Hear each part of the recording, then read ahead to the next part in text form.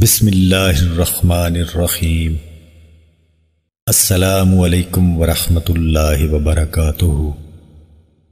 حضرت طلحہ بن عبید اللہ رضی اللہ تعالیٰ عنہ فرماتے ہیں کہ ایک آدمی ایک دن باہر نکل گیا اور کپڑے اتار کر گرم زمین پر لوٹ پوٹ ہونے لگا اور اپنے نفس سے کہنے لگا، جہنم کی آگ کا مزہ چکھ لے، تو رات کو مردار پڑا رہتا ہے اور دن کو بیکار۔ اتنے میں اس نے دیکھا کہ نبی کریم صلی اللہ علیہ وآلہ وسلم ایک درخت کے سائے میں تشریف فرما ہے۔ اس نے حضور صلی اللہ علیہ وآلہ وسلم کی خدمت میں آ کر عرض کیا، میرا نفس مجھ پر غالب آ گیا۔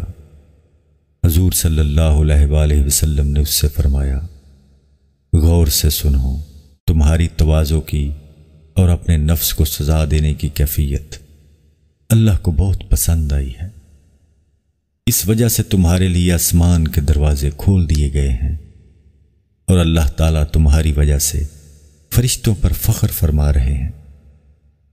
پھر حضور صلی اللہ علیہ وآلہ وسلم نے صحابہ رضی اللہ عنہم سے فرمایا، آپ نے اس بھائی سے دعا کا توشہ لے لو، اس کی اس کیفیت کی وجہ سے اس کی دعا اللہ کے ہاں قبول ہو رہی ہے، اس سے دعا کرواؤ۔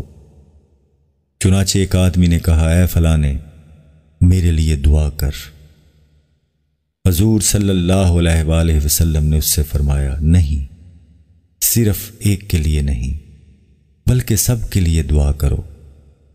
اس نے یہ دعا کی، اے اللہ، تقوی کو ان کا توشہ بنا دے اور تمام کاموں میں ان کی پوری راہبری فرما۔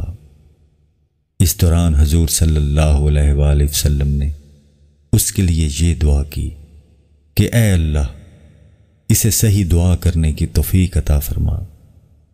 تو اس نے کہا، اے اللہ، جنت کو ان کا ٹھکانہ بنا دے۔ معزز ناظرین، ویڈیو پسند آنے کی صورت میں اس کو لائک اور شیئر کرنا نہ بھولیں۔ مزید احادیث کی ویڈیوز اور اسلامک ویڈیوز دیکھنے کے لیے ہمارے چینل کو سبسکرائب ضرور کریں۔